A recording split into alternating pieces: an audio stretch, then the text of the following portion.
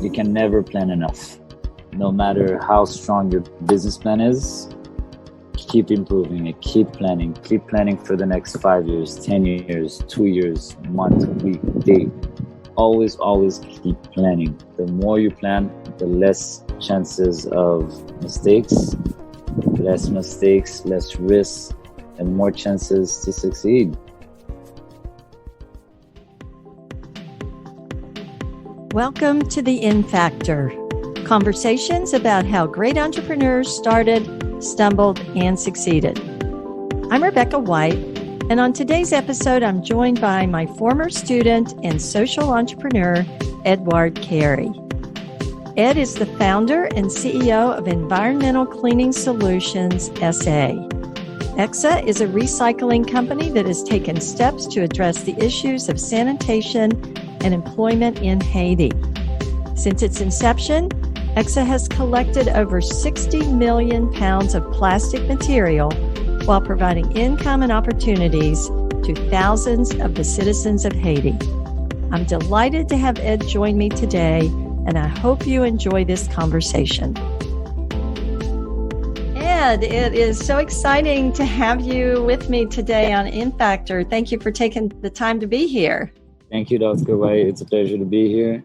It's so exciting for me to have you on the show. I think you're the first former student that I've actually had the chance to bring on In Factor. So it's especially gratifying to have you here. I look back and I remember about 10 years ago or so when I first met you, and you were a student at the University of Tampa. And you used to show up in my office regularly with different business ideas. And then you had sort of a life-changing experience that led you to what you're doing today. So I wonder, let's open up. Would you mind to tell our audience a little bit about your company, what you do? It's very exciting. You're making a difference, and all the while following entrepreneurial principles. Tell us a little bit about it and a little bit about how you got started. Sure. So as you know, the story started when I was in my senior year at the University of Tampa. I flew back to visit family for winter vacation, and I happened to be from Haiti in the Caribbean. And it was the same time that Haiti was hit with a 7.0 earthquake back in 2010. Mm-hmm.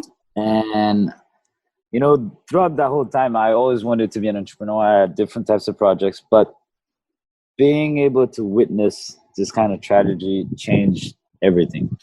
And I think my focus ever since has been to become like a social entrepreneur. And I dived into social entrepreneurship the second I graduated, right? So I started this company, which was the first in Haiti, that purchased recycled materials, recycled content, and specifically plastic bottles. At the time, I would always see plastic bottles as trash, people are throwing them away. And I didn't realize that it was a commodity. So we started a company that purchases from individuals throughout the country. And it's been amazing to see how fast it has grown.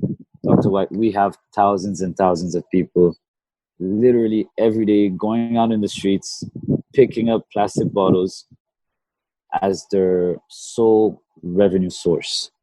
Mm-hmm. So imagine the responsibilities that comes with it. So they're doing this on an everyday basis. We take the material, then we offer all types of support, transportation, training, where we can then process these bottles into raw materials for consumers throughout the world. And there's been so much growing. There's been so much growth ever since. So that's how I got into it.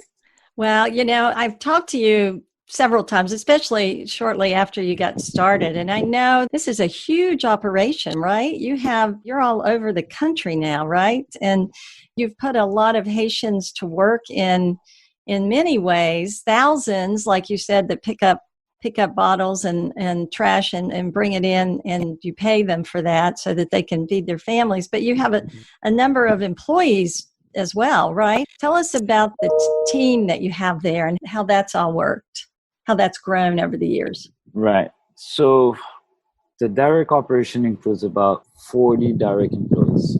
Those are everyday people that come. It includes the administration, human resource, through people helping sort out the facility, operators. A good 40 would be the number. Mm-hmm. And how many did you start with? I started with 2. So classic entrepreneur, you and one other person. And I know you had some challenges when you first launched. You had to raise money, right? And develop a facility. And I can see you, our audience can't, but you're right there in Haiti now in what looks like a brand new facility. But can you tell us a little bit about the development of the company over the past 10 years? Sure. So we hit a few bumps throughout the road, right? But I guess I see it more like it has to happen for you to become successful. So when we first started, we got hit first with, I have to tell you that China was the main buyer of or recycled materials. Mm-hmm. And at the time, China was getting stricter on regulations and the types of materials they were receiving, the quality. So at first, everything was mixed together. It was easy to bail and come back and ship. Then it became to the process of color sorting. Then they needed us to change the quality in terms of the type of how they receive the material. So we went from baling to grinding to washing the flakes. And then it's been going on and on.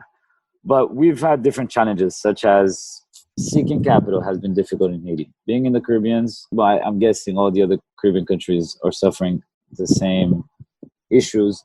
It's hard to find finance. The requirements usually ask for minimum of 30% cash collateral or some kind of collateral. The risk analysis that they make is very, very difficult. It's very strict. So they're not very open to that entrepreneurial, innovative mindset. Mm-hmm. So we had to find a way. We had started with friends and family for funds. Then we were able to find that collateral to go towards the banks. And then from there, we were able to build up relationship with our clients where sales were growing, orders were growing. We had different relationships where they could even advance us on orders.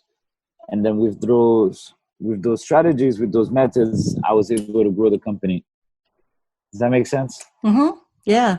So you've had to learn a lot along the way, right? I mean, this was not something you grew up knowing about. What's been your strategy for figuring this out, from going through all those processes, and then also at the same time running a company and then hiring people and managing people? How have you learned about all of that? Besides what you learned from me, which I'm sure was right. part of it. I was going to start with that. I have to say that I was very lucky in that sense because, again, yes, it started with my professors. I've had access to my professors throughout my years. It's over 10 years. We're still talking. A lot of students don't have that type of relationship.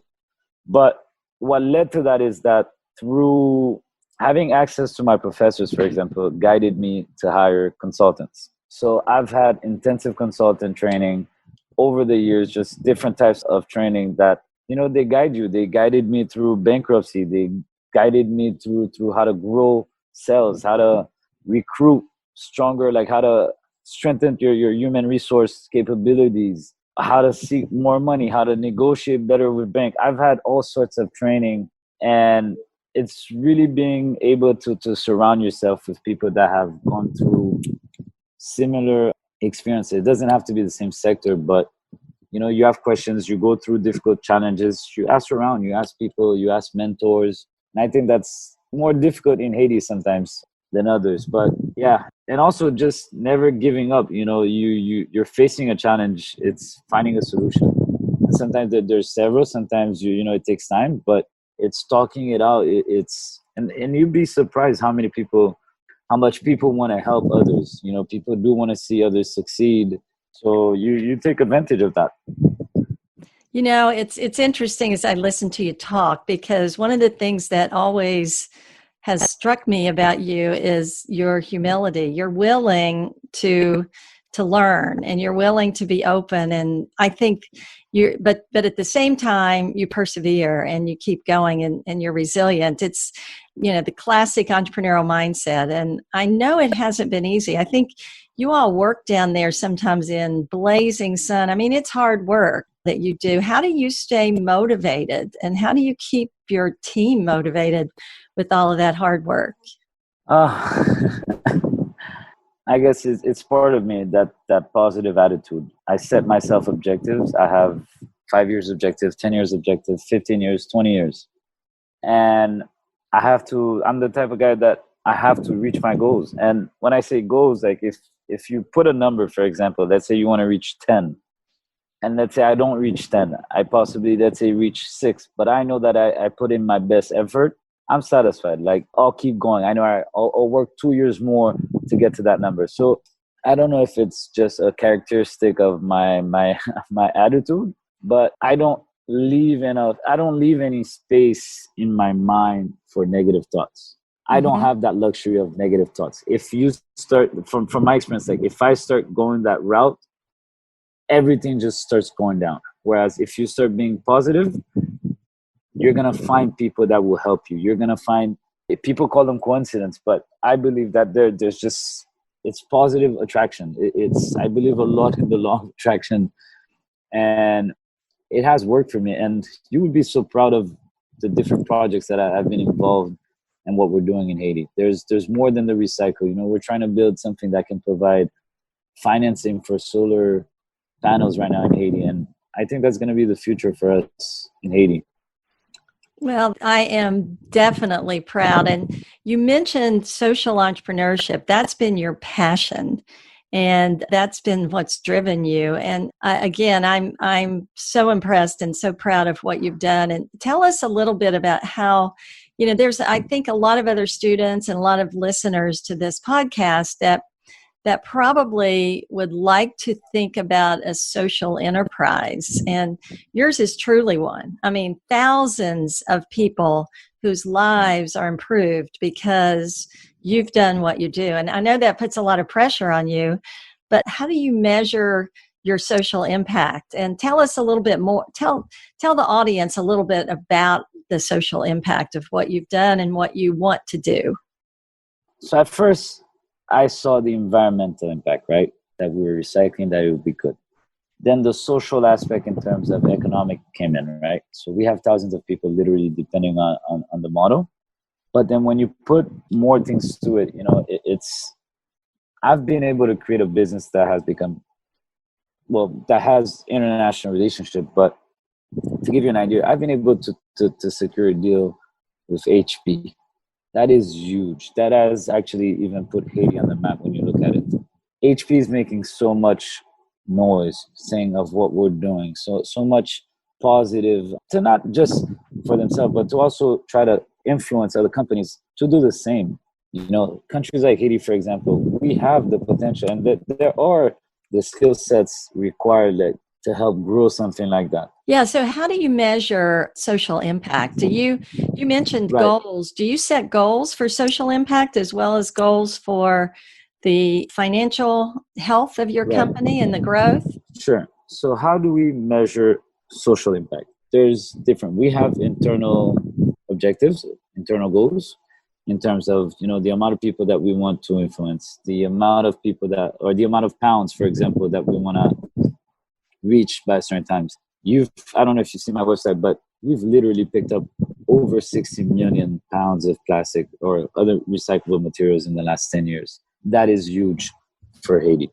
We also do smaller visual impact where, let's say we target an area and we try to we take images of before and after to see if we notice a change on the society. We also do a lot of partnerships. So we've worked with NGOs and other entities that are purely towards social and health benefits. So we try to have social measurement, metrics as well. And when we work with the banks such as IDB or USA, they also enforce and require to have social or environmental measurement objectives.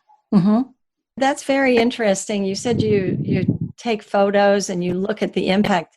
Have you found that when you go into these communities and people start to clean up a little bit, that it changes the way people live? Do people want to continue that? They want to continue it, but I feel it's still an economic reason. I haven't succeeded yet where in the sense that the mindset could change and understand the importance of it. Mm-hmm. I think that being in Haiti, I think if I was probably somewhere else, for like in the US, people voluntarily want to recycle. People are not doing it necessarily for money. Whereas in Haiti, they don't have any other choice. Mm-hmm. So in the areas that we do the analysis, I guess when you're looking at the impact, my personal opinion, no, I haven't seen a great impact on attitude changes or anything.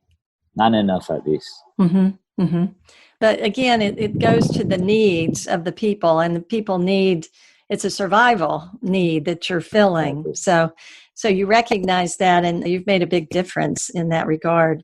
So you've also employed quite a few Haitians and given people jobs, and I'm sure that's been life-changing for those individuals that have been part of your team. And I know you've had a lot of challenges along the way. And one of my goals with this podcast is to help our audience build resilience by listening to stories of how other people have developed resiliency in their lives. And, I've watched you, and I know, as I said before, I know you've had a lot of challenges. Would you talk a little bit about maybe a challenge or two that you've dealt with and how you've learned from that and how you've kept going? Sure. Would you want to help me pick out a few? I'm thinking, because, when we talk about challenges, as a businessman, you always think like financial challenges, right? But I mean, let me ask you the question this way. Have there ever been any times you wanted to give up, and how did you deal with that? Sure. So about, I want to say 3 or 4 years ago, we lost one of our biggest clients, our biggest source that was buying the plastic, and the price drop in the market just really went down. And prior to that, we were already facing financial difficulties, right, as a company. So I came to a point where, like, what do I do? I need to invest more money in something that hasn't been profitable at all in the last 4 years. Obviously, it's either this business model is not working out, or I'm probably doing something wrong. So I have to tell you before, though, we used to sell through a broker, okay? So during that time, I had tried to convince my partners that we need to sell directly to a consumer. So I was asking funds, to travel, just meeting people, making presentations of the company, of who I am, our products, our country. So I started they approved it, but these things take time, Dr. White. And at the time, when they say time, you don't know if it's going to take 2 weeks. It literally takes months to gain that trust of a new client. And when you're working like with bigger companies, it takes even longer because they have to do their due diligence into you. They fly, they do audits in your facility. So I didn't know if we would be able to last even that test trial, that getting to know your supplier phase. And I was discouraged completely.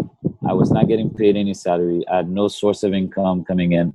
So I was at a point in my life saying, what am I going to do? Should I start working somewhere else? Should I try to find a job? Or do I bite the bullet and just keep going, hoping that some miracle is going to happen? And I think I got lucky. That's also how the same period of time that I ended up working with HV. Well, I'm sure it's more than luck, but I think luck sometimes is a part of success. But I do believe that a lot of it is your willingness to continue and keep going. At the end of the day, it's just about perseverance. I think that Steve Jobs says that's what really separates entrepreneurs from the rest of the world, is their willingness to persevere. And so that's a great story and a great example of sometimes the darkest times come before the biggest opportunities. So here you are 3 or so years later, and you've got several big things on the horizon. Can you tell us a little bit about where you're headed and what you're doing?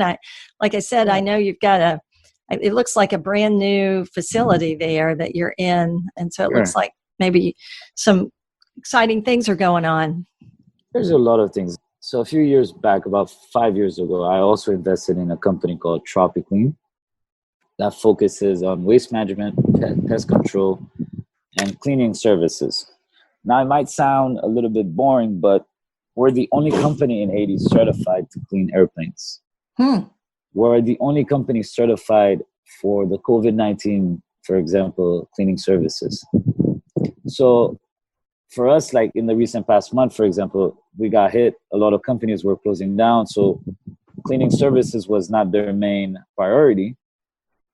Whereas when we did the training in the last months, everybody else started turning around to us. You know, they realized that, hey, these guys are offering the COVID-19 service. Why don't we might as well use them for the waste management service, the pest control, the cleaning cafeteria, for example, just minor thing. And we started just actually increasing ourselves at a time that we thought it would probably crash the company. I also, as I was mentioning, I also got into the solar panel business. And that's just been, again, a social entrepreneur aspect. In Haiti, you know, everybody thinks solar panels is great. Everybody likes the concept. Everybody understands how it works. But not everybody has the financial means to go and to invest into a solar panel system. So what we figured was like, all right, we're going to start small, and we're going to finance people that we know or through reference, and we're going to give them 12 months of financing. So instead of going through a bank where you have all these documents, all these strict background checks on your history, on your finance, we just do like a very small credit committee, and we're like, all right, we know this guy, or he has a good reference. Okay, let's do it. And we've been very surprised on how many people have been coming to us for that model. So, and my goal, my objective with this is that hopefully in 2 years, I have enough client that I can go towards a bigger bank, for example, or find an investor and just help grow this whole model throughout the Caribbean. Because I'm sure other countries in the proximity from Haiti, at least, could use that. And the last thing that we're working on right now is, as you see in the background, this facility is a state-of-the-art facility that we partner up with HP and a company called Laverne based in Montreal. And we're basically going to expand the ECSSA, the recycling operation, into an international, how do you call that? Standards? Would that make sense?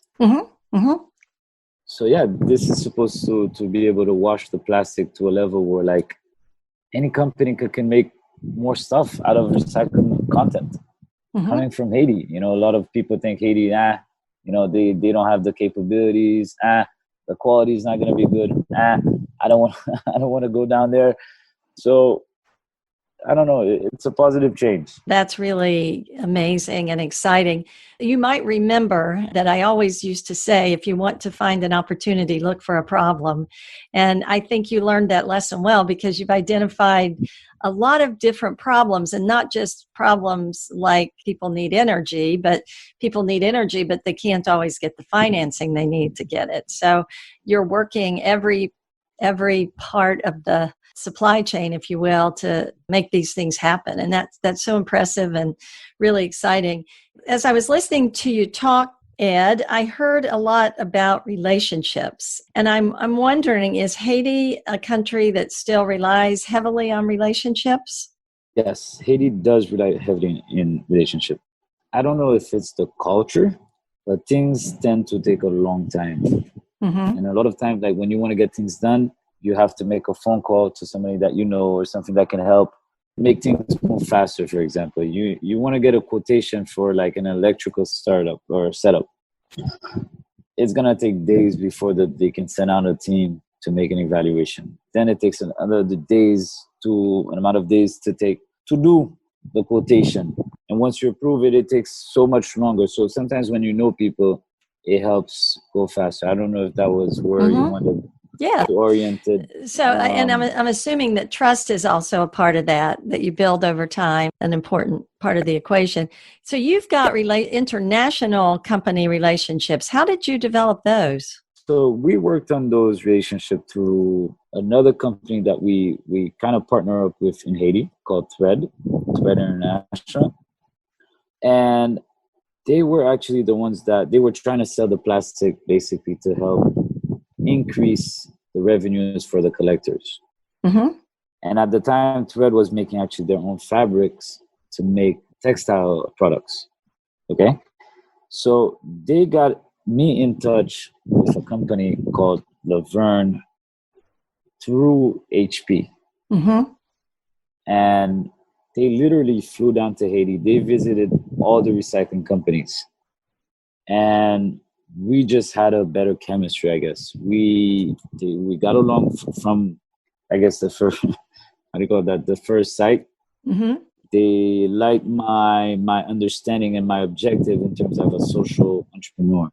Mm-hmm. They realized that I was not doing this for the money. I was doing this to make a difference in my country. They realized that I was doing this to make a difference in people's life. So they're like, well, this model can work. You know, yes, we can make products out of this, but it has such a economic and social impact that we should try to make this happen. We've been working on this for like 4 years now. Mm-hmm. So yeah, things don't happen quickly a lot of times, but again, it goes back to perseverance, right? And having a vision and your passion for what you're doing. So you mentioned the COVID, the virus that we're all dealing with right now. How hard has Haiti been hit by COVID? And, you know, you already mentioned that you're already finding opportunities in that, but has that impacted your country and your business significantly? It has. A lot of businesses have been forced to shut down. Or tourism is our main source of revenue, but imagine all the hotels that had to shut down because of nobody's coming in. Mm-hmm. You know, that created also restaurants had to close down. You know, you have companies that literally, like in terms of their sales wise, shut down. So they were forced to shut down as well. It impacted significantly in Haiti. I have not seen as many cases as we expected, but the economic impact of it is massive. Mm-hmm. I don't know if you remember this, but my father's part of a group that has textile manufacturing. Mm-hmm. Mm-hmm. And the president literally told us to shut down because people could not be in a proximity of one another. So we're talking, 2-3 months of no operation. Now imagine the impact, like these factories being shut down. You have literally thousands of people being employed, having to stay home. Imagine now those people that were buying food in the area. Imagine the gas for the fuel for the generator because there's no electricity. It's just a domino effect of impacts. Yeah, we got hit hard economically. Yeah, it's been tough worldwide, but I'm sure it's very challenging there. And again, it's so impressive to see what you're doing to not only as an entrepreneur find ways to solve problems during this, but also to help people continue to keep going economically when they're hit like this. What would you say, Ed? You know, a lot of our listeners are people who would like to be like you, successful entrepreneur. What would you say to them, you know, was the number one reason for your success? I know that's a tough question. There's probably a lot of reasons that I can see that you've succeeded, but if you had to think of the number one thing that has been your reason for success, what would that be? I think the number one thing is determination. I'm a very, very strong believer to determination and positive perseverance. Yeah. In terms of determination, you're also working you've moved kind of beyond land and you're now helping to clean up the waters, right? Remove trash from water. Right. Can you tell us about that? Yeah, sure. So through ECSSA as well. So a few years back, I don't know if you know the company called 4Ocean. Mm-hmm. these guys flew down to Haiti, you know, trying to find a solution for like, where is all this trash coming from? And getting close to the coast, literally, like they were next to a river stream, and trash is flowing in. And they saw one of my collectors basically as a strategic point, picking up plastic bottles. And these guys literally asked them to take them to where this facility was. And that's how I met Alex and Andrew. And we were able to set up a partnership where we helped them with their operation here. But Four Ocean literally focuses on cleaning trash, all types of trash in the ocean. So we were lucky to represent them in Haiti. Does that make sense? Yes, absolutely.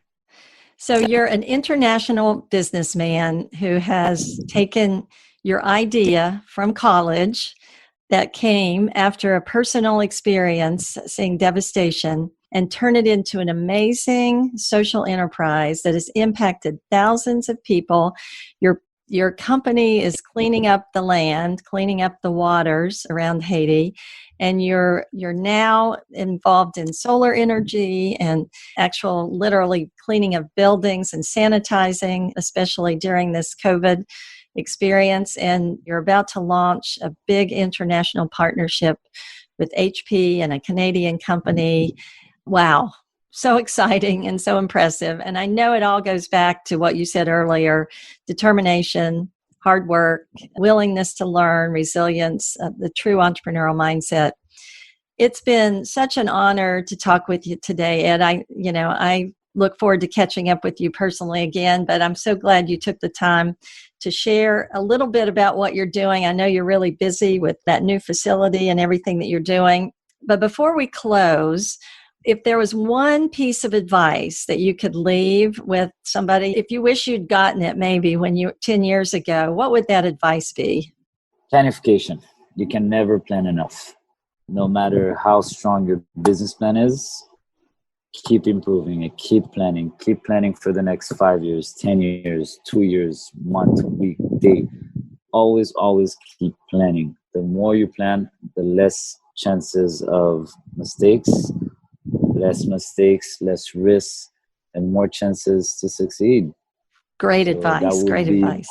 Yeah. So you are a social enterprise, and I know a lot of our audience would probably like to check out ECSSA and some of the other things that you're doing. Can you tell the audience where they can find you and find the business, some of the information about your businesses? Sure. So we mostly use social media, specifically Instagram. So if anybody types in, ECSSA Haiti or Four Ocean Haiti or Tropiclean SA Haiti, they'll find more information about what we do. For the solar panel, it's Haiti Green Solutions. So yeah. And ECSSA is ECSSA, right? Right. That's how it's spelled. Ed Carrie, you are amazing, and I'm so honored that I got to be part of your journey and that you were willing to spend a little time with us today. Thank you, and God bless all of you down there. Dr. White, thank you so much for having me, and my success, you have done way more than you think. You've influenced it a lot. Thank you for always being there for us, and you've always guided me. And I think you will continue to do so. I'm always here for you. Thank you for saying that, Ed.